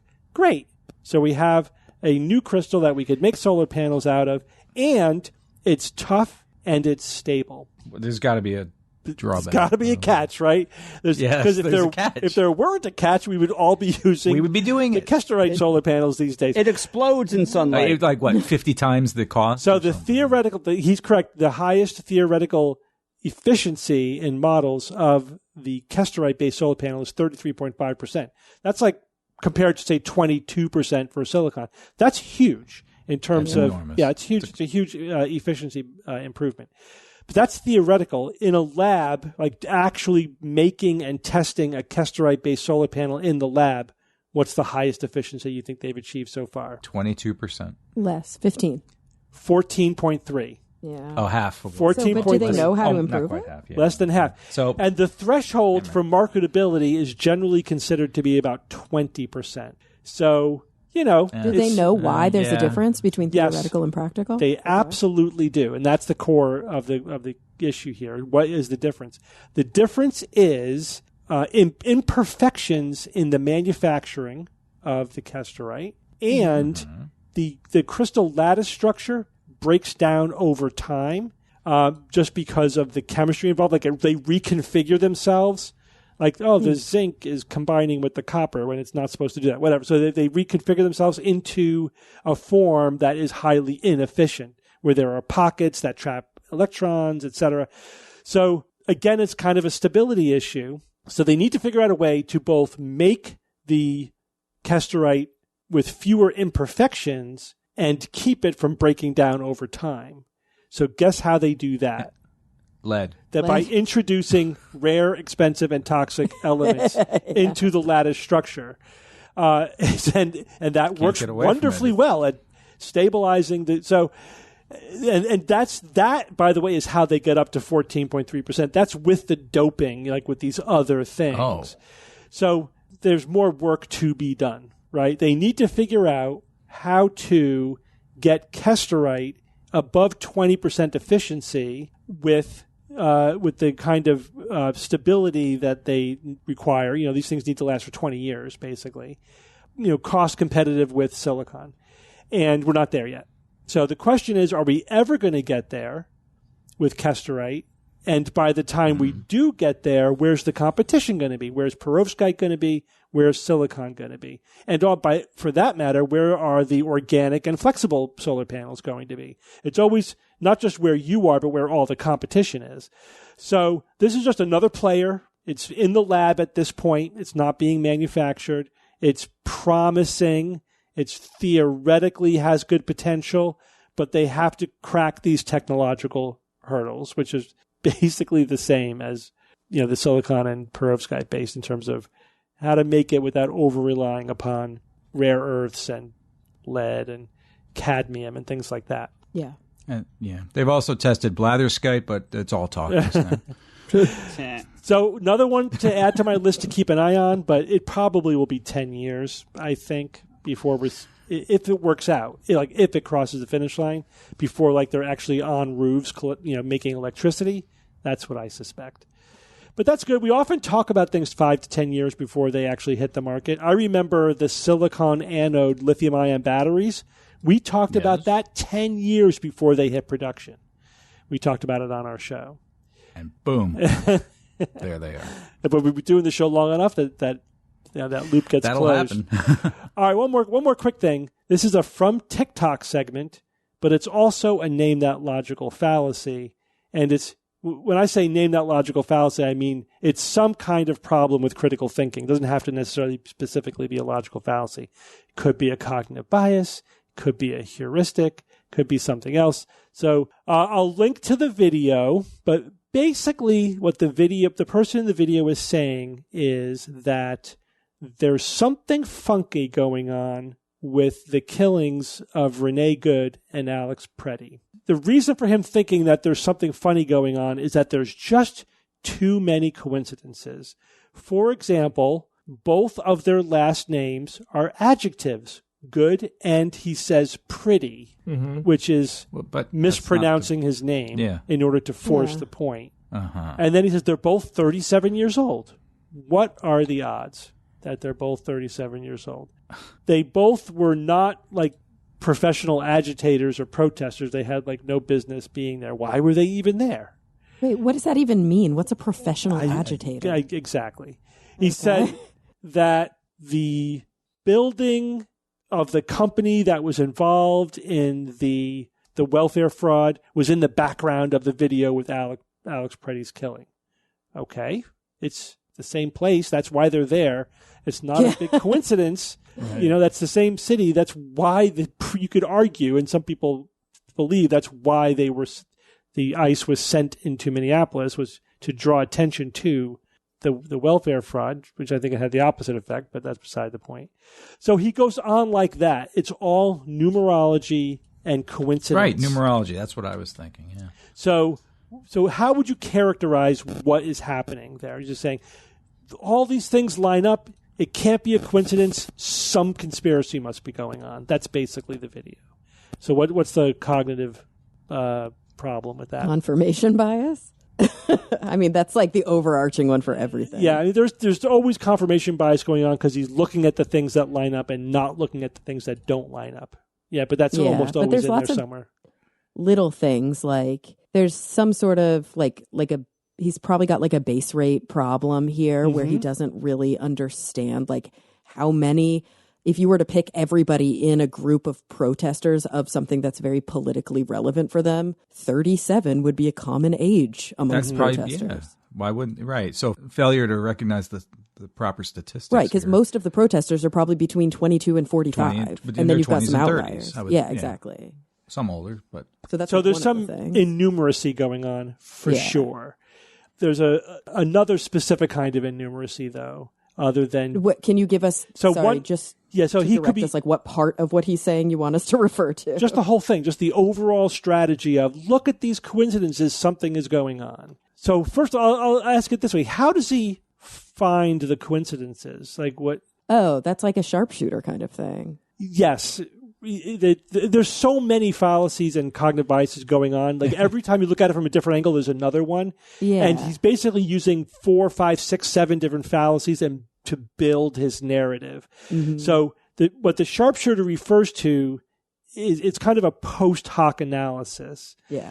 He says this is significant, but he only says it's significant after he sees the results.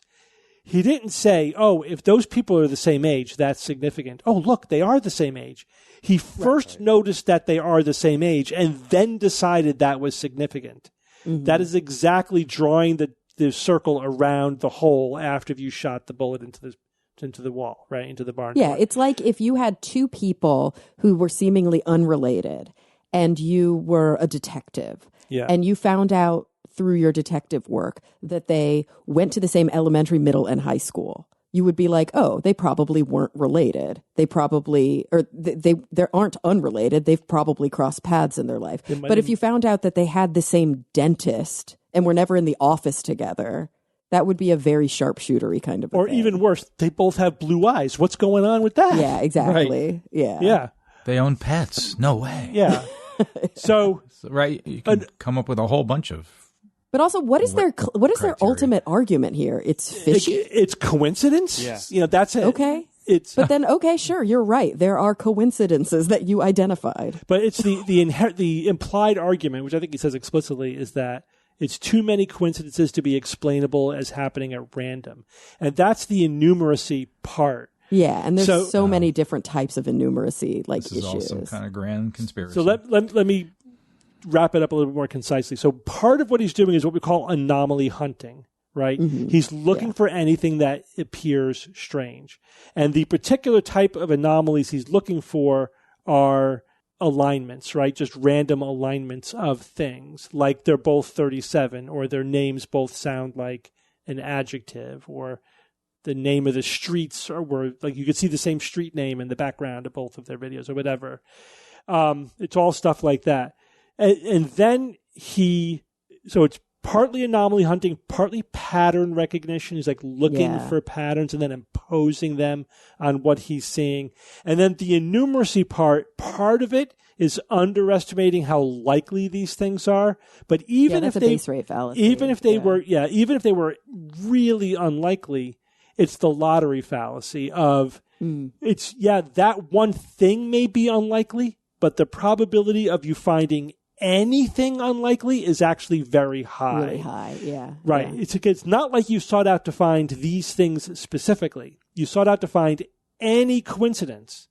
And it's why when we do statistics, we have to do like Bonferroni connections, because you can't just look at, you can't compare 2 points of data 500 times. Right. You will find stuff. You will find stuff. Then you have to correct for the number of times you did it. Absolutely. Or you have to do the internal replication thing. All right. So if you guys remember at least one entire book written about all the alignments between the Kennedy assassination and the Lincoln assassination. Oh, yeah. Oh, my God. It was The shooter of Kennedy shot him from a book depository and ran to a theater. Or went from a warehouse to a theater, and Booth went from a theater to a warehouse. Right. One had a Secretary Kennedy, the other had a Secretary Lincoln. Yeah. There's like all these things, and when you look at them, you're like, oh my God, what's going on? Like, there's so many things, but it's like you take two massive historical events. There are probably thousands. Of individual factoids you can pull out of that, which means there are millions of comparisons that you could make. And the fact that you found a couple of dozen alignments out of millions of potential comparisons is not extraordinary. That's what you would predict by statistics. So the fact that he has found a few coincidences is statistically probable. It's highly probable. He's if you didn't find him, that would be extraordinary. Right. If you couldn't find anything, that would be extraordinary. Absolutely. And I think there becomes a difference in interpretation where when you're exposed to this kind of stuff all the time, you can go, oh, that's neat. Yeah. What a cool coincidence. And you can celebrate in the fact that it's cool without thinking it has any deeper meaning. Right. I noticed they were both 37 years old. Had an assistant named Kennedy, and Kennedy had an like that's cool. That's a good one. That's a fun one. Yeah. It doesn't mean shit. Bottom line, Exactly. doesn't mean shit. What are the odds? Pretty okay. Or maybe they're not, but it doesn't matter Within because statistical it's just a coincidence. Right. All right. Let's go on with science or fiction. It's time for science or fiction.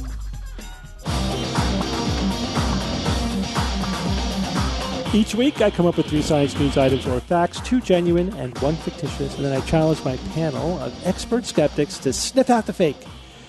And you at home can play along if you wish. 3 regular news items this week. You guys ready? Yes. Okay. All right. Item number 1, a comparison between in-person and virtual jury deliberations found no significant differences in attentiveness, engagement, fair-mindedness, or outcomes.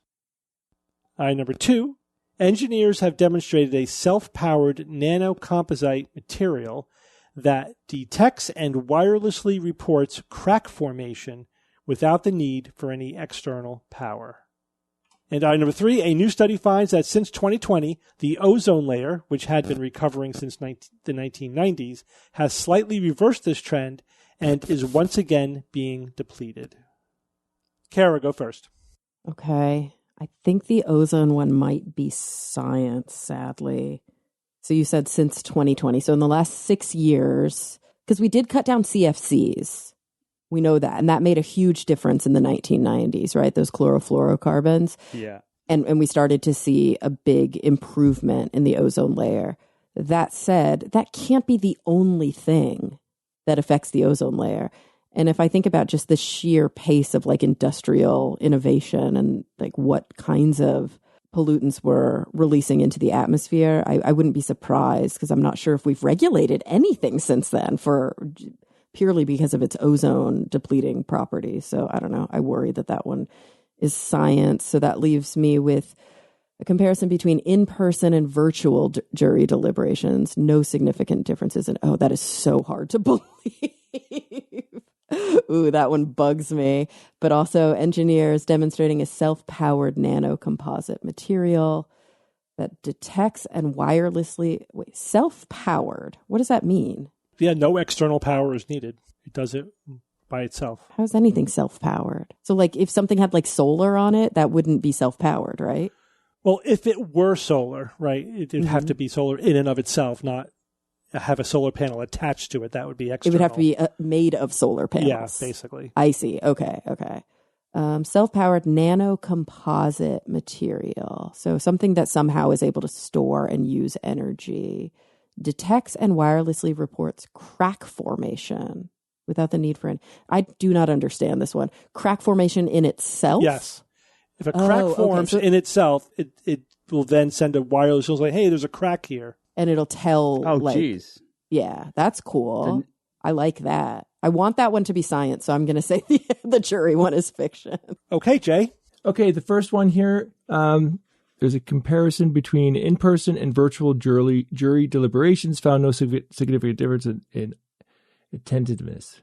All right, so you're basically saying, is this just about simply how much people are paying attention to everything that's going on? That's attentiveness. Are they paying attention? Are they engaged? Are they fair in their judgment? And what was the outcome? What was their decision at the end? Well, how can you judge if they were fair?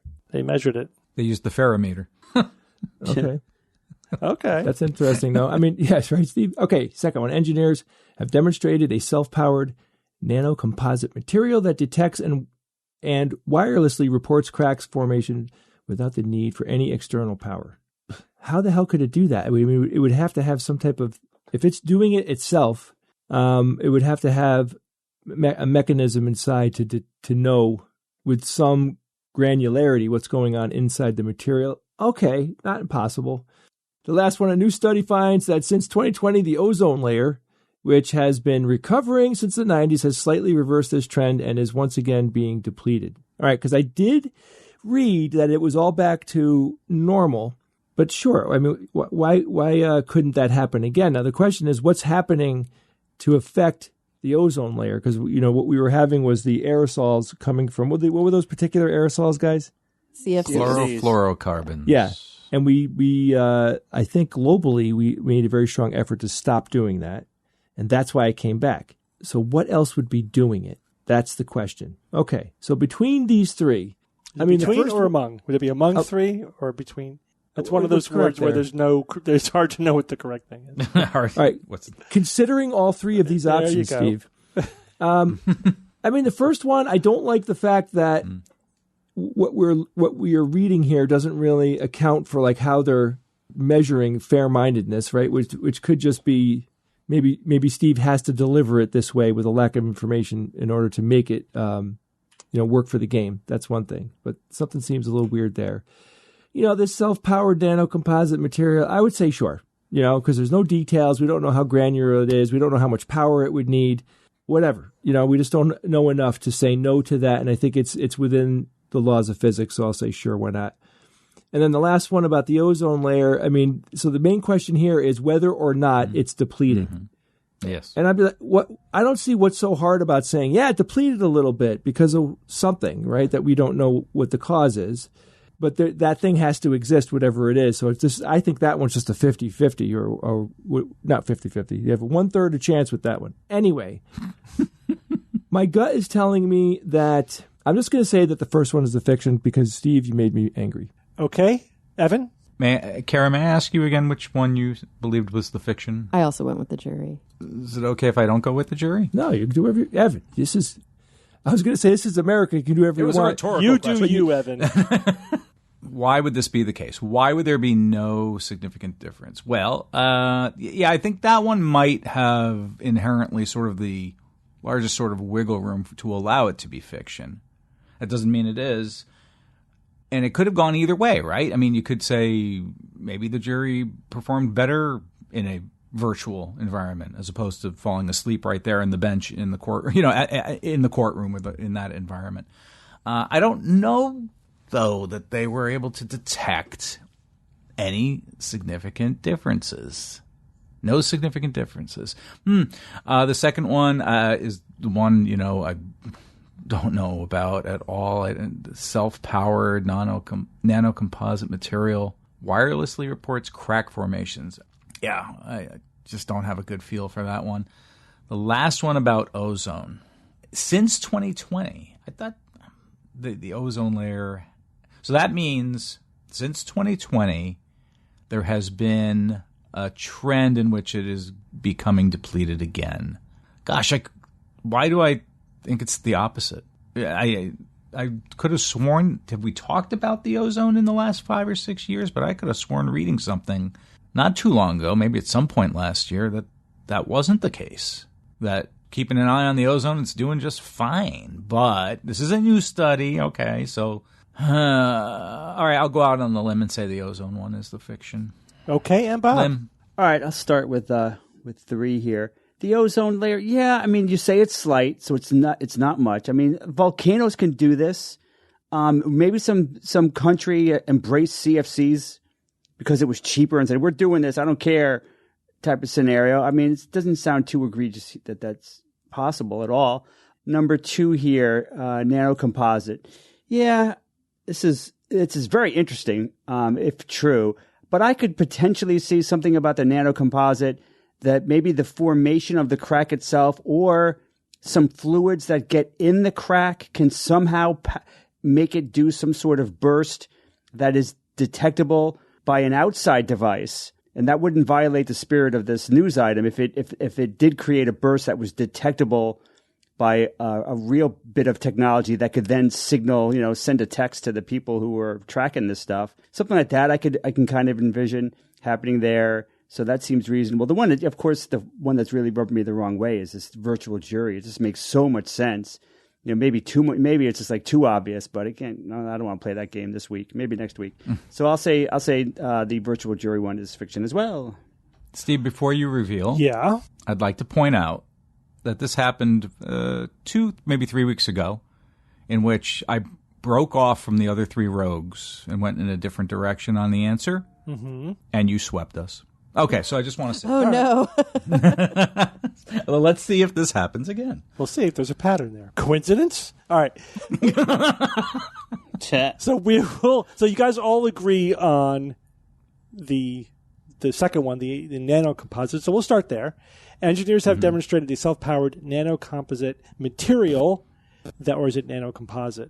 That material that detects and wirelessly reports crack formation without the need for any external power. You all think this one is science, and this one is science. This is science. This is very cool. No, all right, come on, what's up?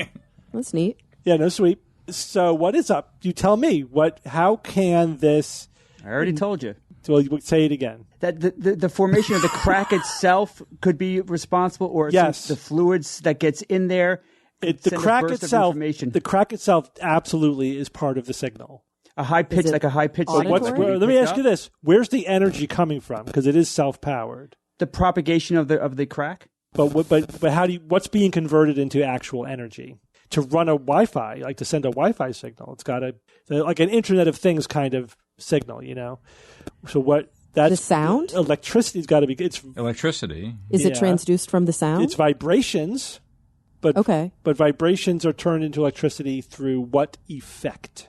The piezomotor effect. Piezoelectric. Close. The piezoelectric effect. Whatever. The piezoelectric effect. Yes. So you were close. This nanocomposite, which is carbon fiber reinforced, has a piezoelectric effect, and so vibrations generate a small current, and when a crack forms, it disrupts the production of the current, and that can be measured. So it not only tells you, there's a crack here, it'll give you an idea about the size of the crack as well, because of the degree to which it disrupts the energy being produced by the piezoelectric effect. So cool. Yeah, pretty cool. What do they want to use this for? So, like, for example, if it's you have an airplane made out of this stuff, if tiny micro cracks form in the hull, you can be alerted to it automatically. Oh, sends out its own signal. Go repair it. Mm-hmm. Right. Pretty cool. I hope they call it the Kraken. The Kraken. By Cracky. All right. Let's go back to number 1. A comparison between in-person and virtual jury deliberations found no significant differences in attentiveness, engagement, fair-mindedness, or outcomes. Bob, Kara, and Jay, you think this one is the fiction. Evan is all by his lonesome, thinking that this one is science. And this one is... Oh, come on. Science. Good work, Evan. Crap. I don't buy it. It shouldn't have been science, but I don't it buy is, it. right? Well, you could read the article and judge for yourself. Again, I want to see this replicated. Yeah, absolutely. But, there might have been bias. But it seemed like a pretty reasonable study. Obviously, you never know from one study, if the results are definitive. But and they studied this because they were concerned about, would the jurors not be paying attention, virtually, online. The results are pretty robust. Again, maybe they're biased. Maybe they were. But it's always interesting when the results conflict with what the researchers thought they were going to find. I always tend to think that take that a little bit more seriously. So they had 54 mock juries, 24 of them met in person, and 30 deliberated virtually using the same basic materials. Right? They had the same information. And they measured their attention to the proceedings, their deliberations, the outcomes, et cetera. But anything that they measured, there wasn't any significant difference between the two groups. So that's reassuring, but obviously more research is always going to be needed for stuff like this. But there wasn't a big difference. It wasn't like it was, these people were like not paying attention at all or anything. I don't buy it. Fair enough. So virtual doesn't mean they're at home in front of their own computer with their own phone next to them, whatever. You know what I'm saying? It doesn't necessarily mean that there wasn't some constraints placed on their distractions. I just guess, means that they but were, if you are that they were remote. virtual. Yeah, they were virtual. But I guess that's the other thing that's frustrating is like this was a mock thing. At home, they're not putting their phones in the little plastic baggies like they do. Well, they may go over with them. Hey, these are, Yeah, they're like, hey, put you your can't use phones your phones. away. And everybody and goes, do this. okay. Yeah. All right, which means that a new study finds that since 2020, the ozone layer, which had been recovering since the 1990s, had slightly reversed this trend and is once again being depleted. Is the fiction, because Evan is completely correct. It is doing just fine. It continues. The ozone layer continues to repair itself because we're no longer producing the CFCs, and the estimates are actually that it will be completely repaired by 2066. So we're still 40 years away from it getting to where it was before we started to deplete it.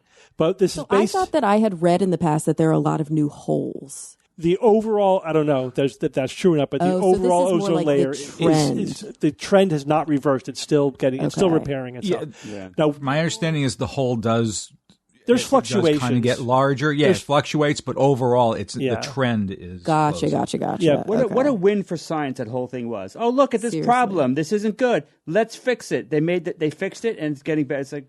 But let me tell you the headline of the article that triggered this for me. A global strategy is needed to reduce ozone levels. So I'm like, okay, what are they referring to there?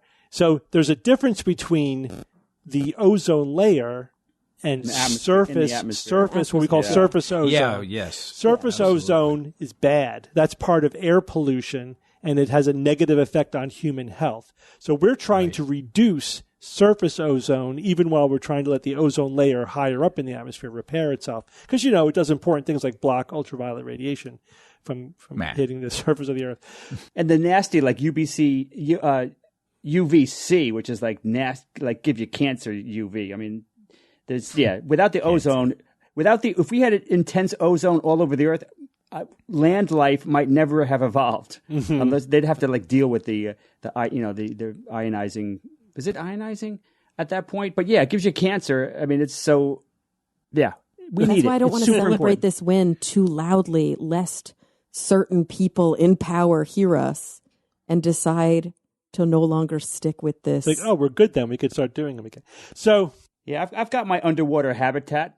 Screw the I don't ozone. believe in the ozone layer. But it's that ground level ozone. What we need are ground level CFCs to fight them. So where the ground level the ozone comes from is from nitrogen oxides and volatile organic compounds. Now, these also have been on decline between 2000 and 2018. Same thing. They are regulated, and the regulations have decreased them. But the researchers were measuring it, and they're like, it's not decreasing as much as we would have thought based upon the decrease in the nitrogen oxides and the volatile organic compounds. Then they figured out that the reason is, well, first of all, they're measuring them in the U.S. and Europe, and that's where the laws have been reducing the production of ground ozone. But they said, but it's coming in from other places. So it's still being produced, like in Asia, for example.